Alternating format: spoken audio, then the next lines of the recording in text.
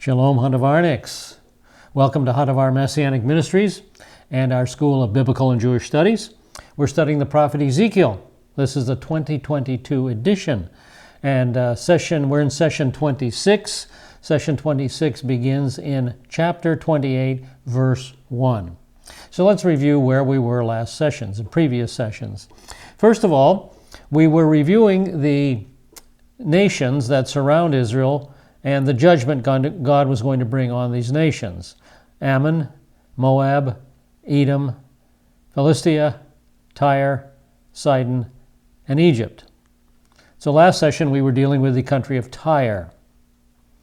And we saw that Tyre would be attacked by wave after wave of conquerors: Babylon, Persia, Greece, the Ptolemies, Seleucids, Rome, and now the Arabs occupy that area. They would be attacked by wave after wave of armies, just as the sea brought wave after wave of water against the rocks, over and over and over again. And that was a very appropriate symbol for Tyre, because Tyre was not only a coastal city on the coast of the Mediterranean, but she was also an island city. And here's the island component of Tyre. This is where the citadel was located, the headquarters of Tyre, safely a half mile off the beach. Now God said that he would bring Nebuchadnezzar upon Tyre, and that means Nebuchadnezzar had to cross over the top of the Fertile Crescent and bring his armies then down upon Tyre from the north.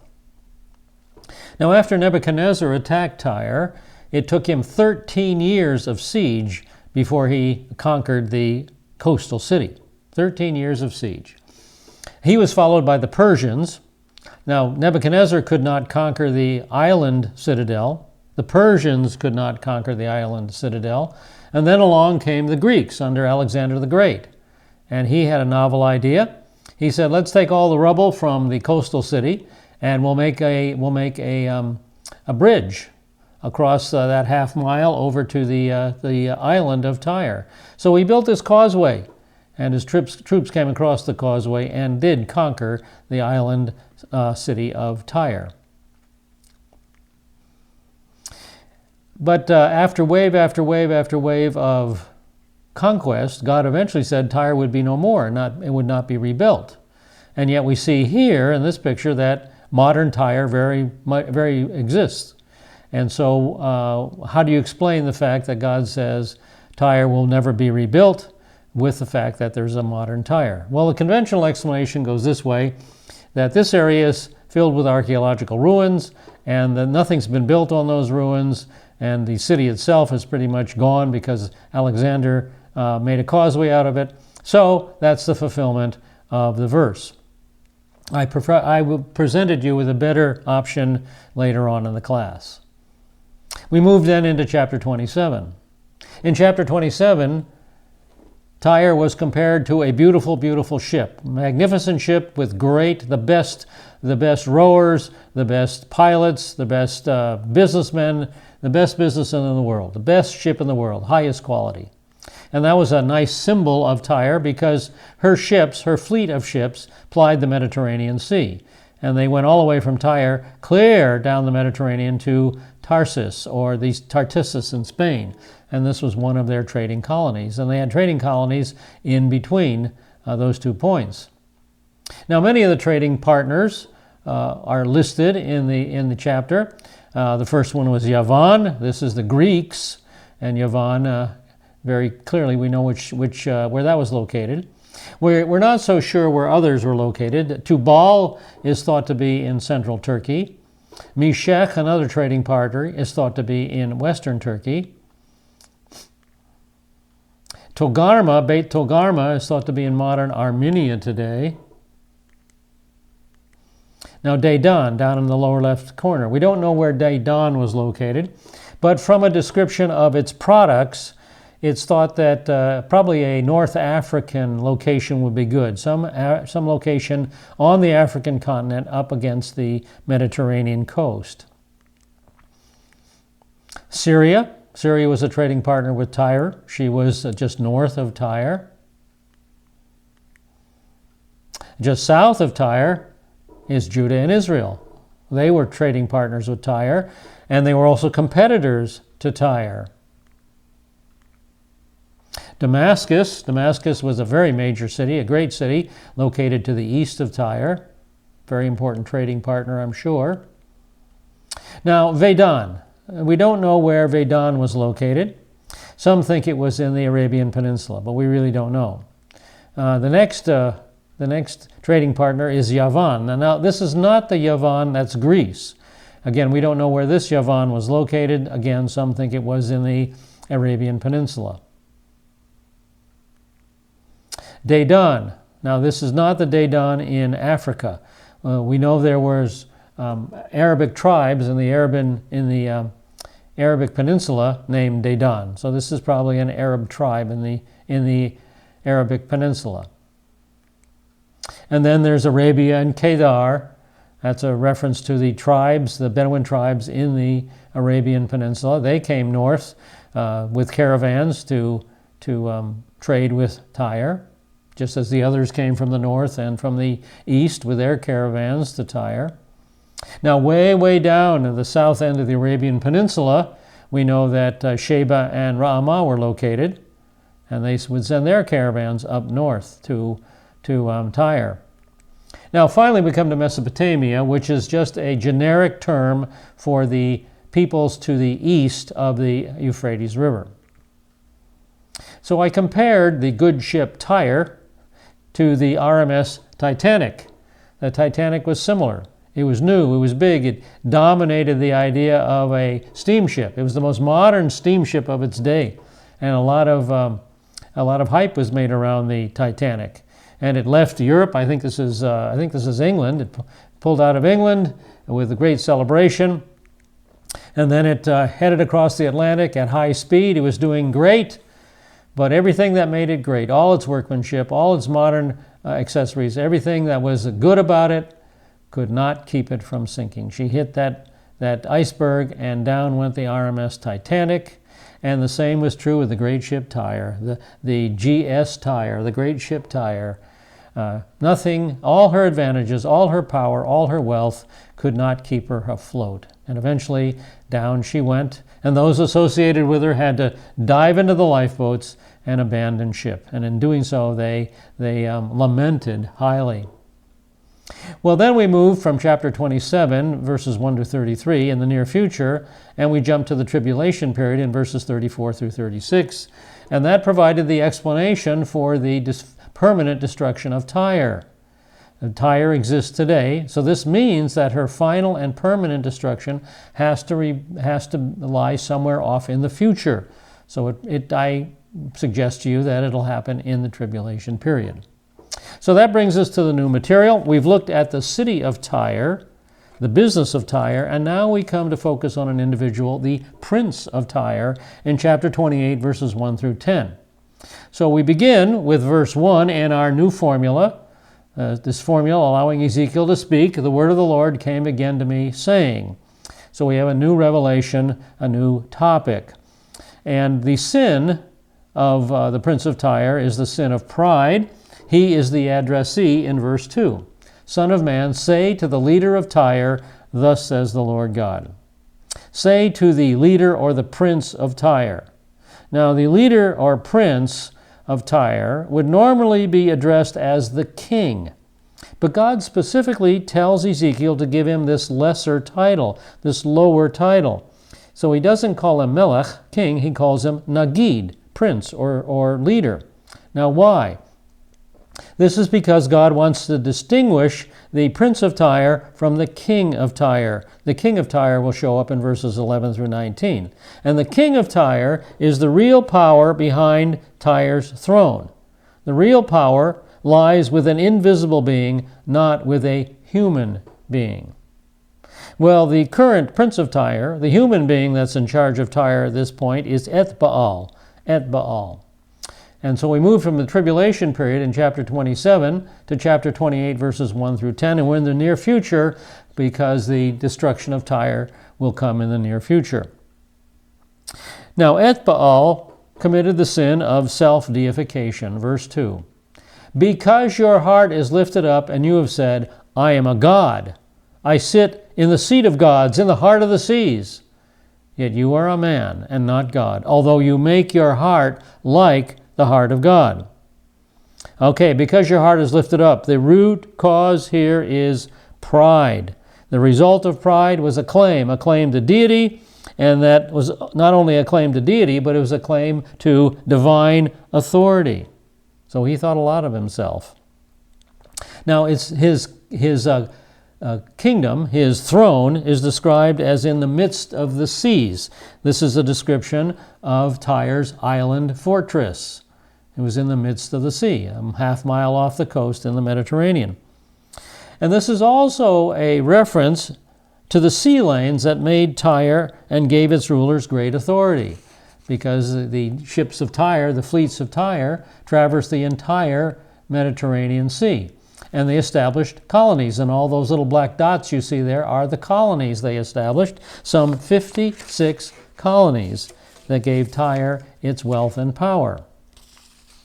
And then God says to the prince of Tyre, he tells him the truth of the matter. He says, you are a man, you are not God, though you set your heart to be God.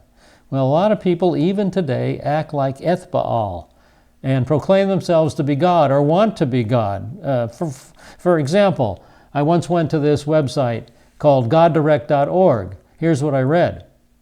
A friend said to me, I want to be one with God. This is the ultimate goal of my life. I answered, you are already one with God. It is already accomplished. You need not do anything but bring your consciousness to it. All you have to do is become clear on what it is that you have generationally and culturally inherited that blocks you from believing that you are one with God. If you can name it, you can change it. Little by little, block by block, you bring yourself into alignment with your truth. Not God's truth, your truth, human truth. That of being one with God. And being one with God, you are God. Well, a lot of people even today think like the king of Tyre. No matter how much you think so, you ain't God. Well, the king of Tyre was no dummy, however. He had wisdom that brought him tremendous economic success in verses 3 through 5. In fact, he's compared with Daniel in verse 3. Behold, you are wiser than Daniel. There's no secret that is a match for you. So Daniel was living at this time, and this shows how famous the wisdom of Daniel was. It was known throughout the ancient world, not only in Babylon, but clear over in Tyre as well. And the wisdom of Daniel is explained in a number of verses in the book of Daniel. For example, Daniel 1, verses 19 and 20. Now this is during King Nebuchadnezzar's reign. The king, and that's Nebuchadnezzar, talked with them. And out of them all, not one was found like Daniel and his three friends now, Hananiah, Mishael, and Azariah. So they entered into the king's personal service. As for every matter of wisdom and understanding, about which the king consulted them, he found them 10 times better than all the magicians and conjurers who were in all his realm. So Nebuchadnezzar was impressed. And then also during Nebuchadnezzar's time is Daniel 2:48. Then the king promoted Daniel and gave him many great gifts, and he made him ruler over the whole province of Babylon and chief prefect over all the wise men of Babylon. So here, Daniel, so well known and so well respected, he has been promoted to a high government position. So the whole Middle East would have heard of Daniel. And then after Daniel's time, after Nebuchadnezzar was off the throne, and in Daniel 5:11 through 12 and 14, the queen is speaking to King Belshazzar. This is Nebuchadnezzar's successor. There is a man in your kingdom in whom is a spirit of the holy gods, and in the days of your father, illumination, insight, and wisdom, like the wisdom of the gods, were found in him. And King Nebuchadnezzar, your father the king, appointed him chief of the magicians, conjurers, Chaldeans, and diviners. This was because of an extraordinary spirit knowledge and insight, interpretation of dreams, explanation of enigmas, the solving of difficult problems that were found in this Daniel, whom the king named Belteshazzar. Let Daniel now be summoned, and he will declare the interpretation. So he's well thought of. He's quite famous. And yet, it's possible here that the prince of Tyre had greater wisdom than Daniel. Do you think that's possible? It says there was no secret hidden from him, and that refers to his ability to reveal secrets and solve riddles. And Daniel had that ability too. A few verses to share from the book of Daniel. Daniel 2:47. This is again King Nebuchadnezzar, during King Nebuchadnezzar's time. The king answered Daniel and said, "Surely your God is a God of gods and a Lord of kings and a revealer of mysteries, since you have been able to reveal this mystery." So he was impressed by Daniel's ability to reveal that mystery. And then Daniel 4:9, again, the king, King Nebuchadnezzar says, "O Belteshazzar, chief of the magicians, since I know that a spirit of the holy gods is in you, and no mystery baffles you, tell me the visions of my dream, which I have seen, along with its interpretation." So, he respects Daniel's abilities, and he seeks him out when he needs it. And then after Nebuchadnezzar's time, here we go again, let's review those verses. Belshazzar's queen is speaking. This was because of an extraordinary spirit, knowledge and insight, interpretation of dreams, explanation of enigmas, and solving of difficult problems that were found in this Daniel, whom the king named Belteshazzar. Let Daniel now be summoned, and he will declare the interpretation. King Belshazzar is now speaking in verse 16. "But I personally have heard about you, that you are able to give interpretations and solve difficult problems. Now, if you are able to read the inscription and make its interpretation known to me, you will be clothed with purple and wear a necklace of gold around your neck, and you will have authority as a third ruler of the kingdom." So Daniel had great ability as well. Well, there's two interpretive positions regarding verse 3. First of all, the prince of Tyre's abilities in this area were superior to Daniel's. In fact, they were superior to Daniel's. So these people feel verse 3 is accurate, right on the money, accurate. But there's another view, and that view is that verse 3 is sarcastic, being a sarcastic response to Ethbaal's excessive arrogance, his excessive ego, his vanity. I don't think Ethbaal had greater wisdom than Daniel, because Daniel had God-given wisdom, not human wisdom. All Ethbaal had was human wisdom. So I go with the position that verse 3 is sarcastic, mocking Ethbaal. So Ethbaal might have over-exalted himself, but he was smart. There's no doubt that he had some brains. And the achievements of the prince of Tyre's wisdom brought him, his human wisdom, brought him wealth in verses 4 and 5, starting in verse 4. "By your wisdom and understanding you have acquired riches for yourself and have acquired gold and silver for your treasuries." So his sharp financial decisions brought him initial capital. Verse 5. "By your great wisdom, by your trade, you increased your riches, and this initial capital was reinvested in a merchant fleet. And the merchant fleet went from port to port to port, establishing colonies all around the Mediterranean Sea." And again, there's that map of those 56 colonies. And that brought great riches into Tyre. Now, that Hebrew word for wealth also means power. And power usually comes with wealth. It's the word chayil. So wealth and power. And the result of the wealth and power was pride.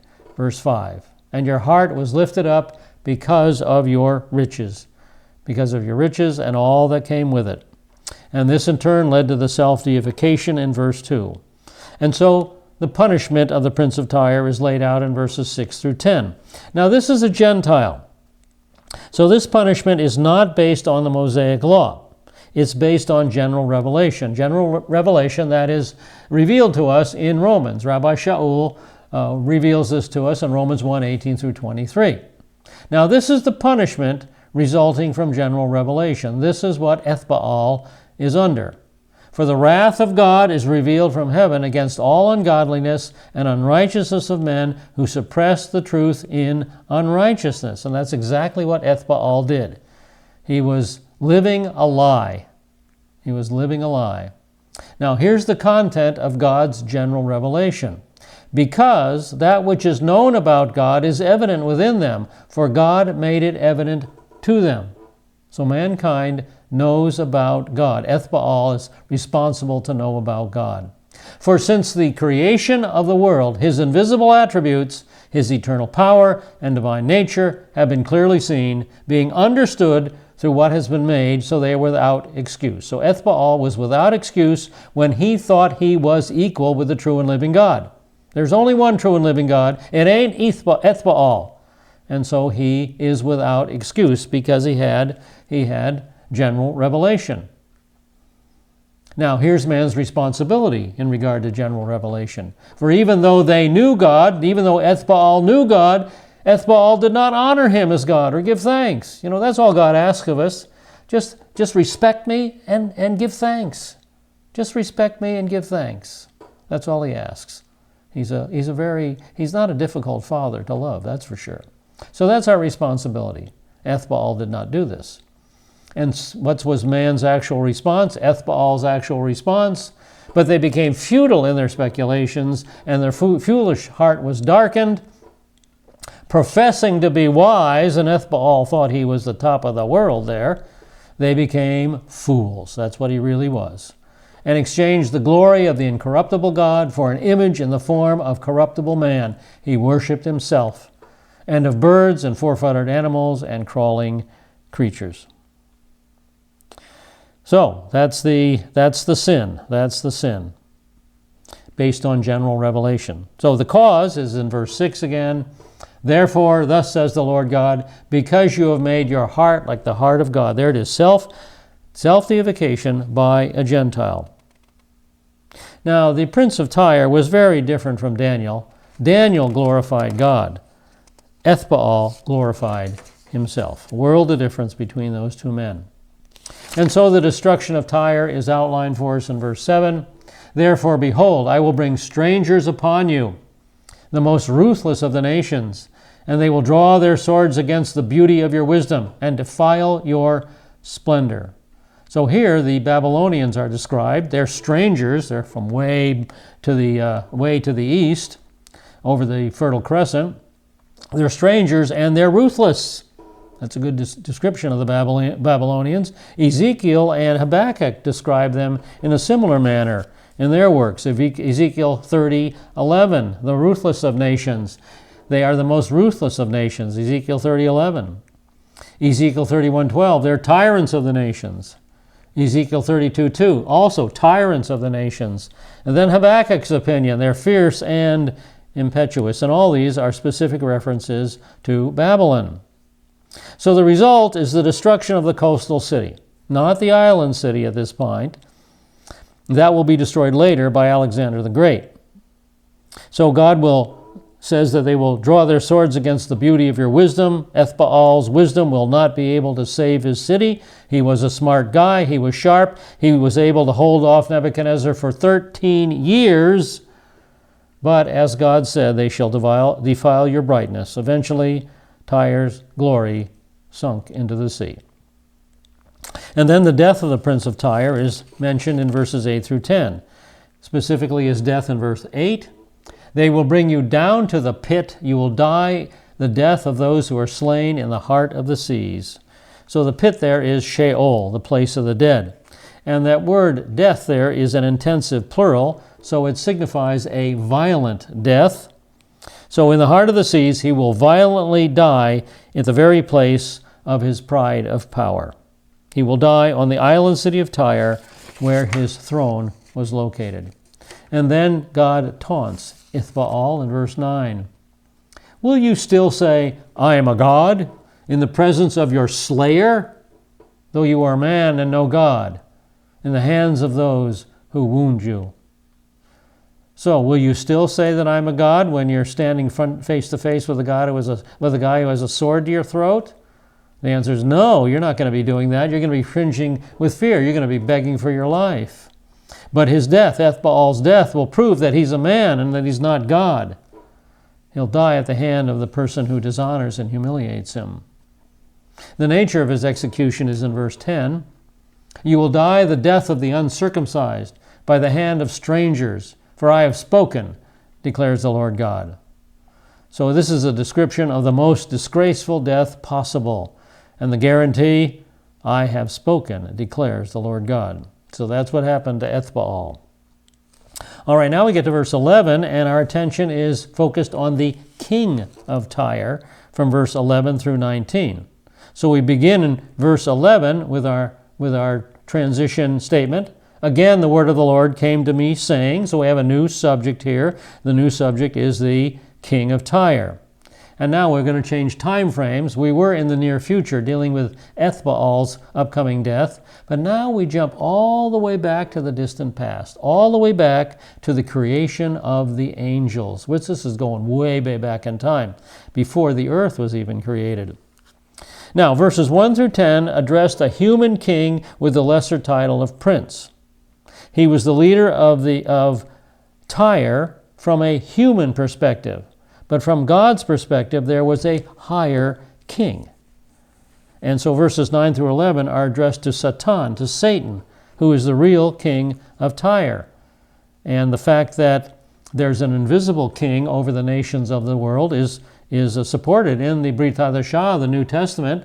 For example, Luke 4:6, the devil said to Yeshua, to him, I will give you all this domain and its glory, for it has been handed over to me, and I will give it to whomever I trust. It was handed over to Satan when Adam and Eve fell. So he does have authority and dominion over the world. John 12:31, Jesus says, now judgment is upon this world, and the ruler of this world is cast out. That's a reference to Satan, of course. He has authority over the world. Acts 26:18. Paul's mission is to open their eyes so that they may turn from darkness to light and from the dominion of Satan to God, that they may receive forgiveness of sins and inheritance among those who've been sanctified by faith in me. So we're all trapped under Satan's dominion till we come to faith in Yeshua. 1 John 5:19. We know that we are of God, and that the whole world, there it is, the whole world lies in the power of the evil one. He took that power away from Adam and Eve when he tricked them. 2 Corinthians 4:4. In whose case the God of this world, and again the emphasis is on the worldwide nature of Satan's authority, the God of this world has blinded the minds of the unbelieving so they might not see the light of the gospel of the glory of Messiah, who is the image of God. And finally, we'll finish up with Ephesians 2:1 and 2. And you were dead in your trespasses and sins, in which you formerly walked according to the course of this world, according to the prince of the power of the air, of the spirit that is now working in the sons of disobedience.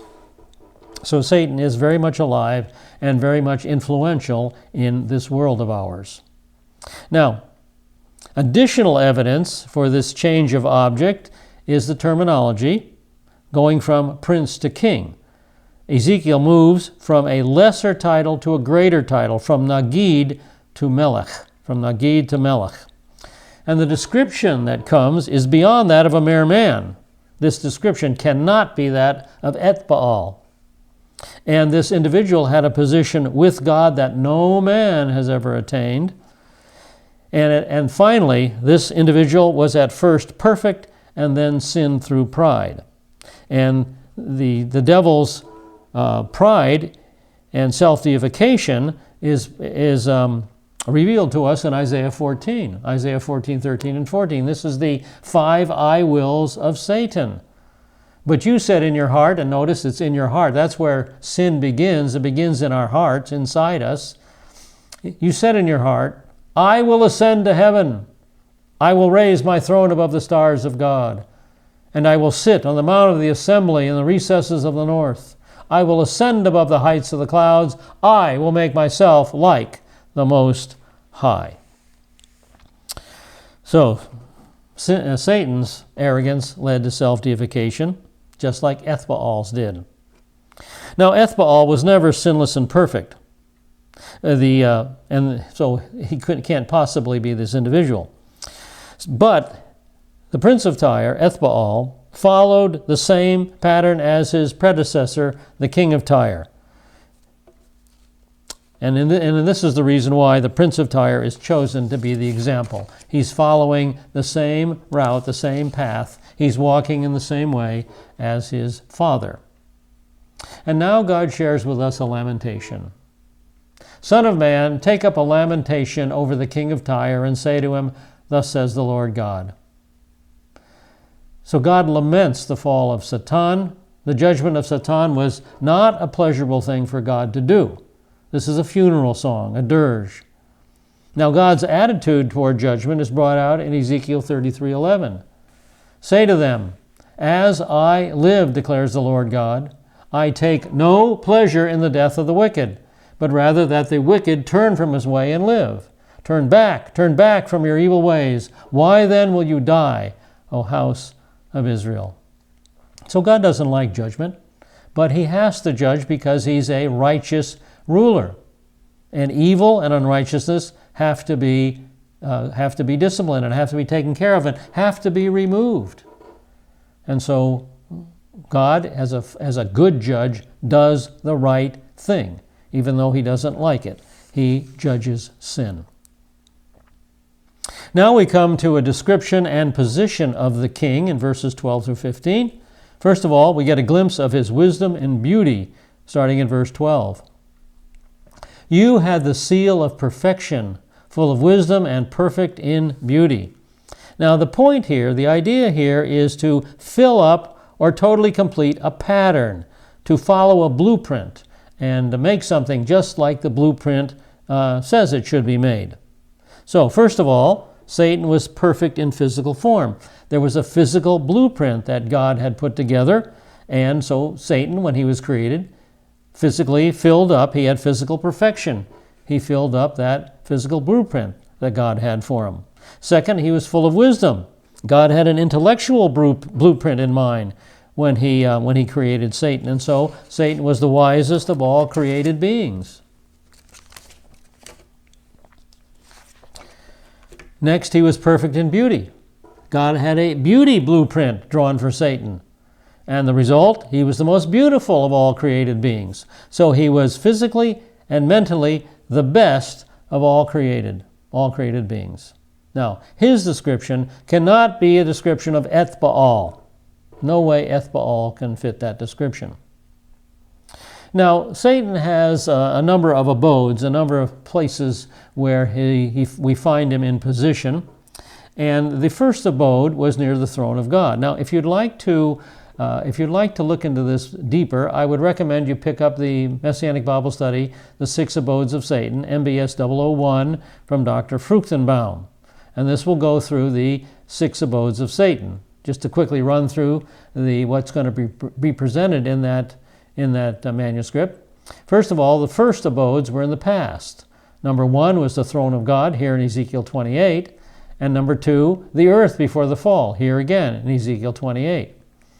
Then the abode of God during the present, and presently, Satan his abode is the atmospheric heavens, Ephesians 2 and chapter 6, verse 12.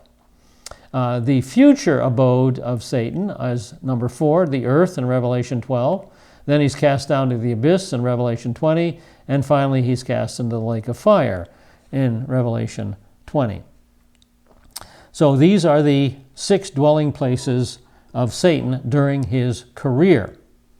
All right, so at this point, let's move on to verse 13. You were in Eden, the garden of God. Every precious stone was your covering, the ruby, the topaz, the diamond, the beryl, the onyx, and the jasper, the lapis lazuli, the turquoise, and the emerald, and the gold. The workmanship of your settings and sockets was in you. On the day that you were created, they were prepared. All right, so you were in Eden, the garden of God. This is the second abode. Probably not the Eden of Genesis. That was a vegetable garden. This is a mineral garden. And it's in heaven. this is the second abode. The first abode was with the throne of God. The second is on earth, in the mineral garden. Now, Ezekiel says, every precious stone was your covering. Now, that word covering means a canopy. These stones served as a covering, a canopy over the king of Tyre. So apparently, these stones also covered the earth as a mineral garden.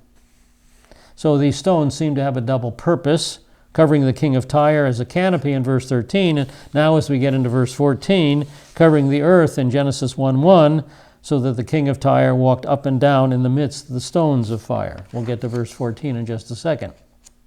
Now the stones were arranged in 3 sets of 3 plus 1. 3 sets of 3 plus 1. Now the first set, and they resemble the breastplate of the high priest. The first set is very similar to the high priest's breastplate. It's a sardius, a topaz, and a diamond. Now there's a different stone. The third stone is a different stone in the high priest breastplate. It's a carbuncle. So again, it's similar, not the same thing. Now, the second set is similar to the 4th row of the high priest breastplate, but the gems are in a different order. It's the same stones, but a different order. The beryl, the onyx, and the jasper. Now, the third set of 3 is similar to the 2nd row in the high priest's breastplate, Exodus 28:18. It's the sapphire, the emerald, and the carbuncle. In the high priest breastplate, there, I'll get it out, the final jewel was a diamond. So that's 3 groups of 3 plus 1, and the plus 1 is gold. Now, gold is a metal, it's not a stone. So this is a very similar, almost identical pattern with 3 of the 4 rows of the stones in the breastplate of the high priest. The high priest wore 12 stones in 4 rows of 3. You can see them on the illustration here. While the king of Tyre has 9 stones in 3 rows. And for the king of Tyre, it was a canopy rather than a breastplate. But it may indicate that the king of Tyre, Satan, had priestly functions. He may have had priestly functions as well. Now, a human priest represents men to God, and this may imply that Satan represented the angels before God. Now, this is only an implication. There's no clear-cut statement regarding this, so just keep that in mind. This is only an implication. God goes on to say, the workmanship of your tambourines and your flutes was in you. Now, these words, translated tambourines and flutes, differ in various renderings. They may refer to musical instruments. This may imply that the king of Tyre led in divine worship. Satan was the divine choir leader, something like that. But the NASB translates as different. They say perhaps it should be translated as your settings and your sockets. This will refer to the settings of the gems, the gold settings that held the stones in place and secure. But whatever they are, in the day that they were created, they were ready. In the day that Satan was created, they were ready. Now, this statement shows that he was a created being. He was an angel. He was an angel. He was not a human king, because a human king has to be born. Ethbaal had to be born. He wasn't just created. So this is Satan prior to his fall. Prior to his fall. From the moment of his creation, all this was assigned to him. He had, and this is a summary of Satan here, he had perfection and wisdom and beauty. He had a canopy of stones. He had musical instruments or beautiful settings associated with him. So that was Satan before his fall. Now in verse 14, we come to his position during his first and second abode. Verse 14. You are the anointed cherub who covers, and I placed you there. You were on the holy mountain of God. You walked in the midst of the stones of fire. So you were the anointed cherub that covered. He was a cherub. This is the highest order of angelic beings. Earlier in Ezekiel, these were the bearers, the cherubim were the bearers of the Shekinah glory. They were the bearers of the throne of God. And here's that divine chariot that Ezekiel saw earlier. And there were 4 cherubim that bore the Shekinah glory. There's one, and there's two, and there's three, and there's four. They were the bearers of the throne of God, the Divine Chariot. But Satan is an anointed cherub. He's a special cherub. He's a Messiah cherub. He's the anointed one. This gave him a position of authority, authority that was superior to the other cherubs. So he became the arch-cherub, as Michael is the archangel. So he had authority over the cherubim. He was the cherub that covered. And remember, this covering was a covering roof. The stones were his canopy, while he was a canopy himself over God. He was a canopy himself over God. Now, previously, cherubs were mentioned as being around and under the Shekinah glory, as you can see in the picture there. But at one time, this particular cherub was over it. He was over the top. He was the most prominent cherub of them all. God says, I set you over the holy mountain. This is his first abode. And God says, I sent you because this is a position given as a gift by God. It was a gift of grace. Satan didn't earn it. Now, the holy mountain of God, it's called holy because of the nature of the place. It's set apart for God's use, and it's called a mountain. And a mountain used symbolically is a symbol of a king, a kingdom, or a throne. So the holy mountain of God is the holy throne of God. Now, this harks back to the description in Ezekiel chapter 1, as we're looking at this illustration here. There's the throne of God. Verses 26 through 28 describe the throne of God. So at one time, Satan was like a canopy, beautifying, honoring, and glorifying God's throne. He was over that very throne. Now note, Ezekiel did not see him. Ezekiel did not see him in his vision because Satan had already fallen and he's not been replaced. But before his fall, he controlled access to God. He had angelic authority. And then God says, you walked up and down in the midst of the stones of fire. This is the second abode restated. And walking to and fro and up and down is a common figure for satanic activity. For example, Job 1:7 and 2:2. The Lord said to Satan, from where do you come? And Satan answered the Lord and said, from roaming about on the earth and walking on it. So he was active in patrolling his dominion, the earth.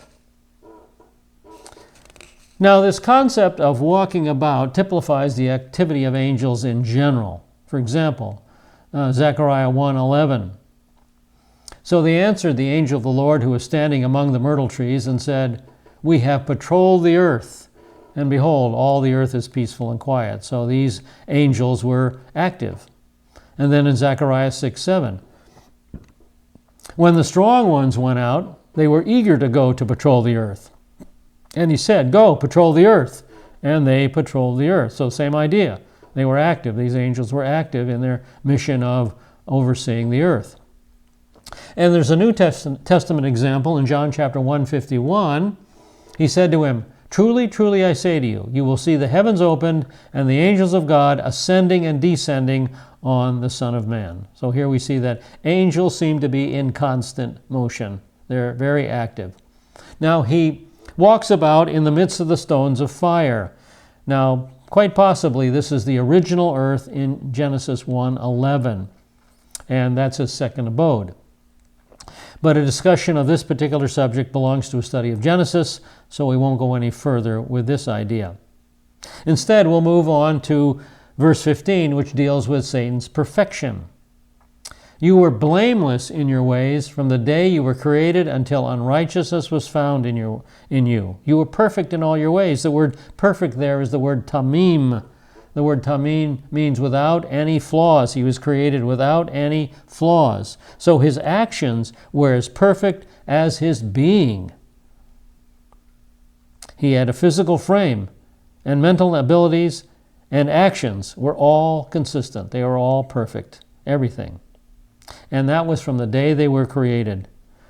And for a second time, we see that he's a created being. This is not Ethbaal, who was a naturally born being. This is from the day that God created him. So God created Satan perfect, perfect in physical frame, perfect in mental abilities, perfect in actions. And this shows that the fault does not lie with God. For in the very day he was created, he was perfect in everything, as well as his action. And the corruption of his person and actions came subsequent, after his creation. And then he was held responsible for his corruption. He had a free will. He made a responsible decision, and he was held accountable for that responsible decision. So in the beginning he was perfect until unrighteousness was found in him. This is the closest the Bible comes to telling us the origin of sin. And note, its origin, however, is Satan, not God. God did not create sin.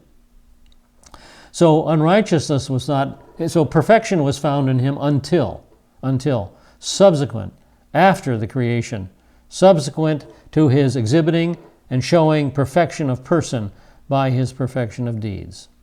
So his unrighteousness is described as wrongdoings. The word means wrong actions. And this perfection of his ways and deeds had given way to wrong deeds and wrong actions. So this presupposes a corruption of the person, first of the character. Both the corruption of person and the wrongdoings are described in verses 16 through 19. And God says, it was found in you. One day there was this corruption. And now we transition to a new topic, which is the fall of the king of Tyre, in verses 16 through 19. So the wrongdoings come to the fore in verse 16. By the abundance of your trade you were internally, notice, that's where it begins, you were internally filled with violence, and you sinned. Now, for the prince of Tyre, Ethbaal, trade meant, the abundance of your trade meant going from port to port gathering wealth in verse 5. But for the king of Tyre, the abundance of your trade meant going from angel to angel, bad-mouthing God and seeking angelic loyalty. Eventually, he convinced 1/3 of the angelic host to follow him, Revelation 12:4. Then another sign appeared in heaven, and behold, a great red dragon, having 7 heads and 10 horns, and on his heads were 7 diadems, and his tail swept away 1/3 of the stars of heaven, and threw them to the earth. Now a star used symbolically as a symbol of angels. And thus, through this rebellion, Satan became the father of lies. John 8:44. You are of your father the devil, and you want to do the desire of your father. He was a murderer from the beginning, and does not stand in the truth, because there is no truth in him. Whenever he speaks a lie, he speaks from his own nature, for he is a liar and the father of lies. He was the first liar. And he traded from angel to angel, and eventually Satan led a revolt in heaven. He began the angelic conflict that will continue until the middle of the tribulation. Revelation chapter 12, 7 through 9. There was war in heaven. Michael and his angels waging war with the dragon. The dragon and his angels waged war, and they were not strong enough, and there was no longer a place found for them in heaven. And the great dragon was thrown down, the serpent of old, who is called the devil and Satan, who deceives the whole world. And he was thrown down to the earth, and his angels were thrown down with him. So the angelic conflict is going on right now, and it will continue until the middle of the tribulation. God says to him, you had sinned. You sinned. That word sin means to miss the mark. Satan, as a result, missed the mark of his high calling. So Satan was the first sinner, not Adam and Eve.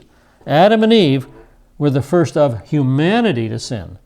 But Satan was the first being, the first created being to sin, and then he went out after Adam and Eve, who were 2 other perfect beings. And he apparently hated perfection now that he wasn't perfect. So now we come to the judgment of the king of Tyre. The judgment of the king of Tyre. Verse 16. Therefore I have cast you as profane from the mountain of God, and I have destroyed you, O covering cherub, from the midst of the stones of fire. Therefore, that's a very important word, because of verse 16a, he lost his position in the first abode, heaven. The perfect cherub became the profane cherub. He's no longer the guardian of God's throne. He does not appear in Ezekiel's vision. Again, Revelation 12, 7 through 9. The great dragon was thrown down, the serpent of old, who is called the devil and Satan, who deceives the whole world. He was thrown down to the earth. The angels were thrown down with him. So he no longer is associated with the divine chariot, the throne of God. He's been thrown out of heaven. And God says, I've destroyed you, O covering cherub, from the midst of the stones of fire. This is a loss of position in his second abode, which again was heaven. He's called, O covering cherub. This is a loss of position in priestly and worship functions, if of course these implications from verse 13 are accurate, which I think they are. But it seemed that he lost priestly and worship functions. He was destroyed not in his being, but being cast out from the Garden of Eden. He was cast out from the midst of the stones of fire.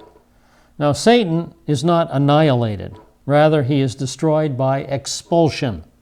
He will exist forever, but he will exist in a state called spiritual death. Now, let's see, how much time do I have here? How much time do I have here? Do I have enough time to finish up verse 17, to go into verse 17? All right, let's try to finish up verse 17. And in verse 17, we look at the corruption of his being. This is the downward fall of his character. He looked upon his beauty. Let's read verse 17. Your heart was lifted up because of your beauty. You corrupted your wisdom by reason of your splendor. So he looked upon his beauty, and he allowed pride to set in. He did exactly what the prince of Tyre would do centuries later. He exalted himself. He glorified himself. And so this first sin was pride, and the first sinner was Satan. And he corrupted the beauty of his brightness. His beauty wrongly viewed. Beauty is fine, nothing wrong with beauty, but wrongly viewed, it led to pride. And he can still appear beautiful today. He can still appear beautiful. 2 Corinthians 11, 14 and 15. No wonder, for even Satan disguises himself as an angel of light. Therefore, it's not surprising if his servants also disguise themselves as servants of righteousness, whose end will be according to their deeds. So he can appear beautiful today. And the pride was sin, and the sin corrupted his perfect wisdom of verse 12. And his great wisdom is now used for sinful purposes instead of righteous purposes. And James, in chapter 1, lays out the progression of sin for us. James says, let no one say when he is tempted, I am being tempted by God. For God cannot be tempted by evil, and he himself does not tempt anyone. But each one is tempted when he is carried away and enticed by what? His own lust. It happens inside. That's where it starts. Happens inside us. Then when lust is conceived, it gives birth to sin. This is indicative of the past fall of Satan through pride. And when sin is accomplished, this is indicative of Satan's career today. It brings forth death, and this is indicative of Satan's future destiny in the lake of fire. And you know, to some degree, Satan can no longer think straight. You know, he and his cohorts know the Bible. For example, Luke 4:33 and 34.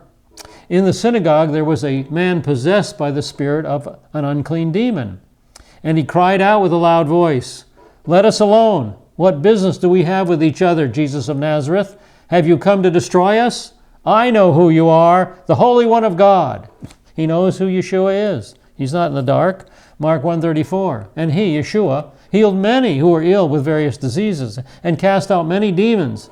And he was not permitting the demons to speak. Why? Because they knew who he was. So Satan and his cohorts know the Bible, and yet they think they can still win by killing the Jewish people. Revelation 12 and 13. For this reason rejoice, O heavens, and you who dwell in them. Woe to the earth and the sea, because the devil has come down to you, having great wrath, knowing that his time, he only has a short time. So he knows the Bible. He knows time's getting short. It's coming toward the end. What does he do? And when the dragon saw that he was thrown down to the earth, he persecuted the woman who gave birth to the male child. So he's attacking the national promise. He's trying to kill the Jewish people. He thinks he can still win by killing the Jewish people. So he's attacking the national promise of the Abrahamic Covenant. Here's the Abrahamic Covenant. And this is the leg of the Abrahamic Covenant that he's attacking. If I can just destroy the Jewish people, then God can't fulfill the Abrahamic Covenant and my career is safe. This is a huge mistake in his thinking. He believes his own lie. He believes his own lie. That's the corruption of his being. All right, at this point, I think I will call it quits. We're in the middle of verse 17, and we're going to change time frames at this point. We're going to change time frames and look at the punishment of the king of Tyre in the second part of verse 17. So I think this is a fairly decent spot to quit. I think we're out of time anyway. So we'll see you next session when we look at the punishment of the king of Tyre. Thanks so much for being our students. We'll see you next session. Lahithraot. Lahithraot.